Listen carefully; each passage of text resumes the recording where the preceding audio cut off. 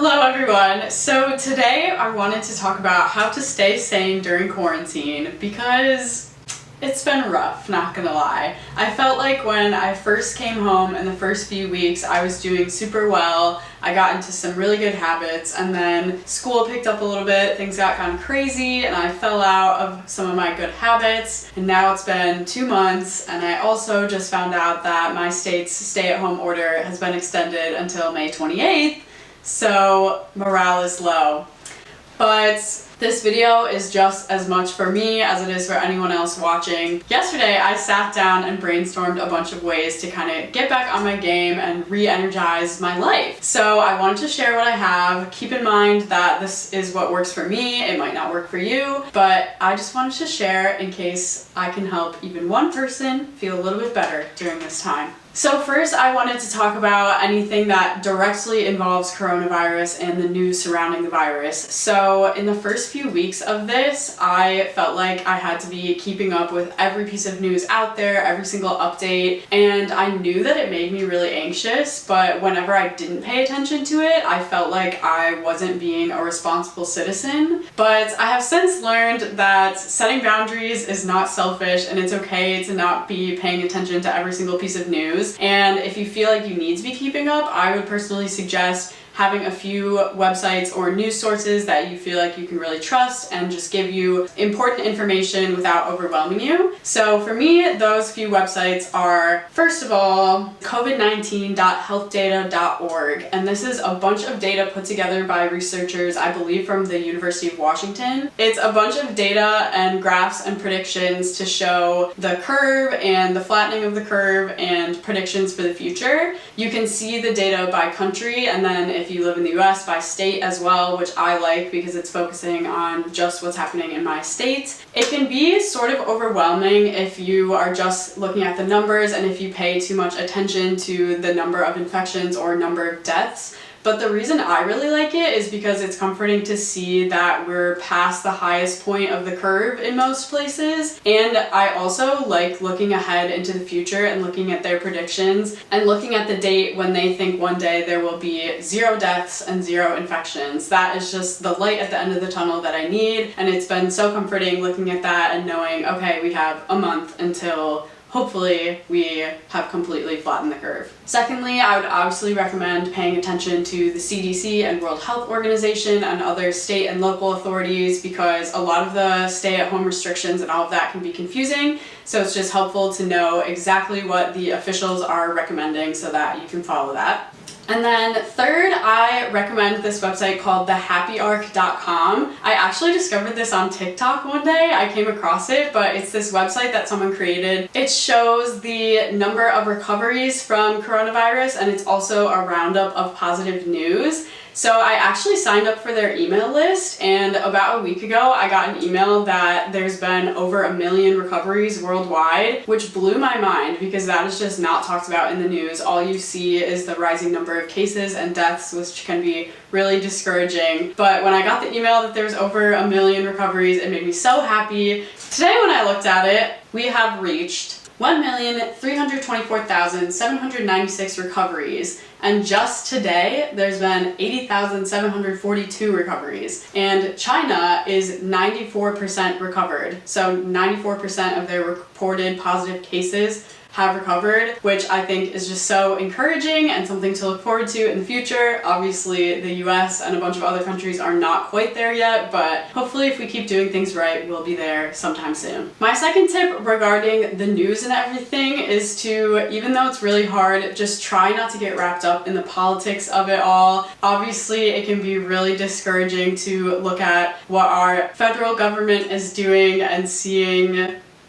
the ways that this has been mismanaged, and thinking about that too much gets me very angry, very frustrated, very down. So I've been trying not to pay attention to it at all. I haven't been doing the best job, but it is okay to tune it out and focus on what other health leaders are saying, and I have found that to be much more helpful and uplifting. And then lastly, I wanted to say that obviously this feels like it's very out of control right now, especially if you're just paying attention to the news and our government improvement and just seeing the rising numbers and feeling really discouraged. But I think it's helpful when it feels out of control to think about what is in your control. And even though our government isn't necessarily handling this the best way, you can handle it the best way personally. So just try to take some of that control back and think about what is in your own personal control and how you personally can stop the spread of coronavirus and try to get the world back to normal, or at least back to a better place as soon as possible.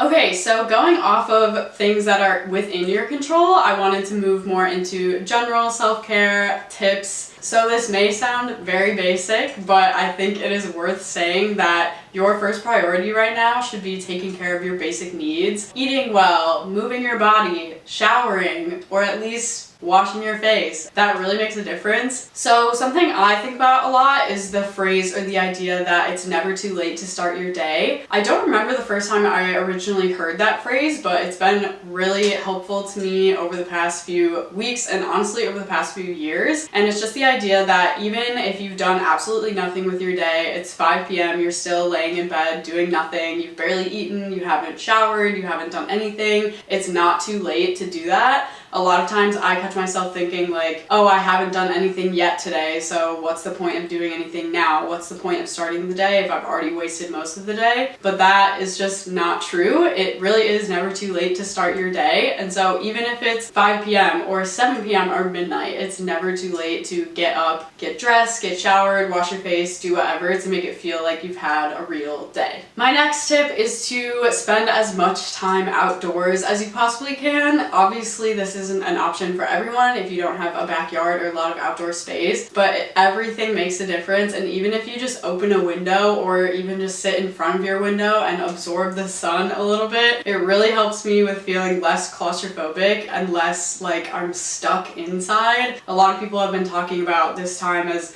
us being stuck, but just getting outside and getting moving, it doesn't feel that way at all. So it's really nice. And then going off of that, staying as active as you can is obviously so important right now. And I'm not gonna lie, I'm not the biggest fan of exercising or working out, but obviously with not being able to live out my day-to-day life, I have needed a lot more activity to just feel sane and feel happy. And so my favorite thing to do has been to go for walks every day. And like I said, just getting outside and moving makes me feel a lot less claustrophobic. And it's so nice to just feel like I am traveling a distance, if that makes sense. So yeah, going for walks or runs or anything that gets you out of your house and moving around is so helpful. Obviously, there's so many online workout options. I'm sure you already know of a ton. One of my personal favorites is Blogilates. Blogilates has been popular for a really long time on YouTube now, but I really love how body positive she is and just so motivating and uplifting and positive. So I would definitely check out Blogilates if you haven't. And another reason I really like Blogilates is because she has a daily workout calendar, so you don't even have to think about what you're going to be doing. You don't even have to pick the video. You can just go on her website and look at the calendar, or go straight to her YouTube channel. She has playlists every single day for all the videos for that day. And I love it because I hate picking out workout videos. I hate having to think about what I'm doing, so it's perfect for that. And then another one that I just discovered is MadFit, and MadFit is actually pretty popular, but I just discovered her because I just searched 10-minute yoga stretch one day, and then I did it again with my friends the other day, and then did another video today. But she has amazing stretching videos and a bunch of other workout videos that I haven't tried yet, but I love stretching. I used to do dance and gymnastics, so I've always loved stretching, and she actually has a background in dance, so her stretches are legit. They're so good, and I'm going to try one of her workout videos soon. I'm sure they're equally as great. And I love stretching because even if you're not up for a full workout for the day, you're still moving your body, and it just makes you feel so refreshed and invigorated. Another thing that my family and I have been loving are the Outdoor Voices dance workouts on their Instagram. So they've been doing Instagram lives with these dance workouts, but you can just go on their Instagram, IGTV, and watch all of them. And they're the perfect midday pick-me-up, or if you need just a little workout, it's so great. I just feel like dancing is such an easy and fun way to get your workout in for the day. And even if you don't want to follow a workout video, just putting on on your favorite music and dancing around your room is always so fun. Whatever makes you happy and makes you naturally dance, just put it on and dance around. Also, learning TikTok dances has been a good workout.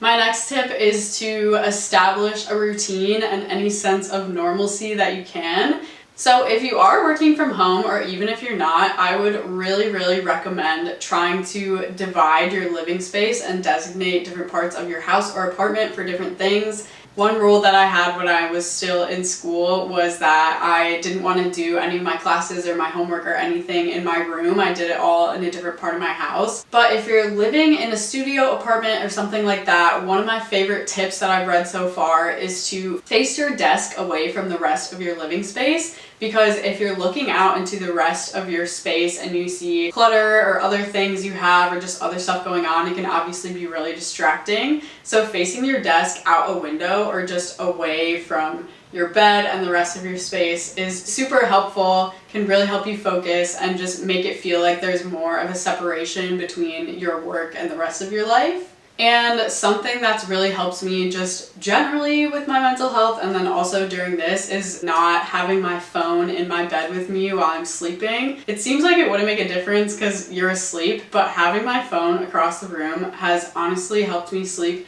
so much better. I used to be really in the habit of going to bed, but then I would really just lay in bed and be on my phone for like 30 minutes or an hour. I would honestly always fall asleep like scrolling through Instagram or whatever, which I felt like was just so bad for my mental health and my sleep habits. And even though I've never had a problem falling asleep, I think it really affected the quality of my sleep. So sleeping with my phone across the room has been super helpful, and then it helps me get out of bed in the morning too, because if I set an alarm, when my alarm goes off, I have to get out of bed to turn it off. So that's been one of my favorite mental health tips generally, but then also especially during this quarantine. And then even if you're not working from home or working on anything right now, I would still recommend having some sort of routine so that you can have a sense of normalcy. I've had the goal for a really long time of having a morning routine, just doing the same thing every single morning when I wake up, and I've never ever been able to make it a habit until now. But because I have nothing else to do in the mornings, I have really liked setting a routine, and it's just helped me feel like a sense of purpose or something to do. Nothing is worse, at least to me, than waking up in the morning and having absolutely no idea what you're going to be doing, especially now. I'm done with school, I don't have a job, I literally have nothing to do. So when I wake up, just not having to think about what I do and just having a set routine to follow for the first hour or so of my day has been super helpful. And your morning routine can be whatever you want it to be, but I like including self-care practices in mine. So the first thing I do every single morning is meditate, and then I also journal a little bit and I exercise and I do a lot of things just to start my day on the right foot, and it's super helpful. Okay, so my next general tip is to have a project or something to work on. So like I said, I was in school and I knew that when I finished school, I was going to feel really lost just having absolutely nothing to do. So I decided I needed a project, and my project was starting a YouTube channel. So here we are. In the beginning of quarantine, I also was joking with my friends about having a quarantine hobby. I feel like when this started, everyone had one hobby that they were picking up. So I started gardening, one of my friends started doing a paint by numbers, my sister started knitting. So just any hobby you can think of, now is the time to pick that up. And it's especially helpful if you have something with an end goal that you can work towards. Having a project is also really nice because I think it just helps reframe this time. It's helpful to see it as an opportunity to work on things that you've always wanted to work on but have never had the time to do. So like I said, for me, that is starting a YouTube channel or gardening or exercising or having a morning routine. All of those things I've always wanted to do but have never had the opportunity until now. And for a long time, I thought that mentality was kind of selfish, but like I said earlier, there's nothing wrong with putting yourself first and developing routines and habits that make you happier and help you get through this time. Lastly, I wanted to talk about connecting with others, because obviously we're all physically isolated during this time, but that doesn't mean that we have to feel isolated. So if you are lucky enough to be quarantining with other people, whether that be your family or your roommates or whoever,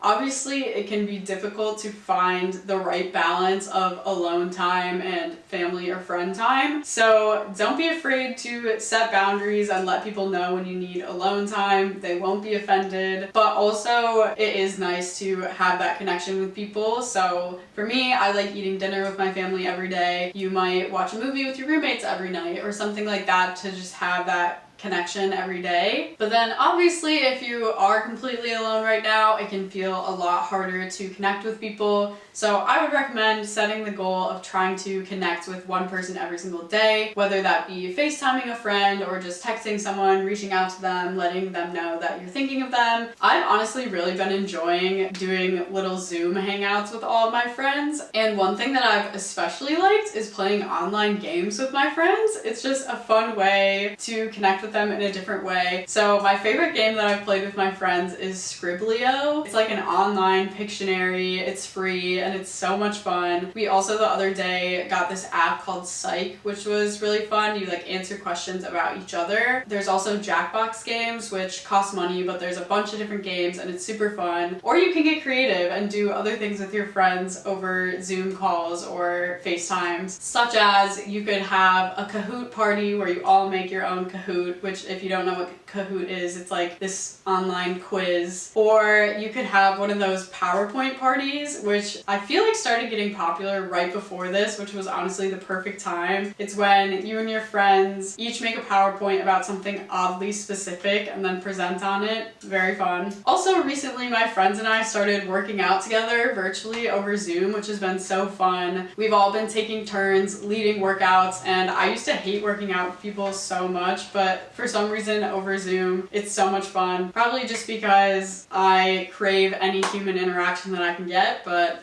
it's really fun. So like I said at the beginning of this video, these are just things that have worked for me. Obviously everyone is handling this so differently, so if these tips don't work for you or you have other things that you know work for you, just do what works for you. And I know it's so hard, it's so much easier said than done, but really try not to compare yourself to other people. Everyone is handling this differently, and this is a crazy, crazy time in our lives. So don't feel like you have to be doing anything productive. I know everyone keeps talking about how Shakespeare wrote one of his plays during quarantine and some other scientists like solve something, I don't know, but everyone loves to compare how productive they are just generally, but especially now that can be really toxic. So everyone loves to share what they're working on. Obviously when you are being productive or when you work on something that you're proud of, it's natural to want to share that, but that doesn't mean that just because other people are being productive that you are doing something wrong. So my best advice is to just take it day by day and try to be really reflective and just look at yourself and ask yourself what you really need that day or that hour or that moment, and just do what you need.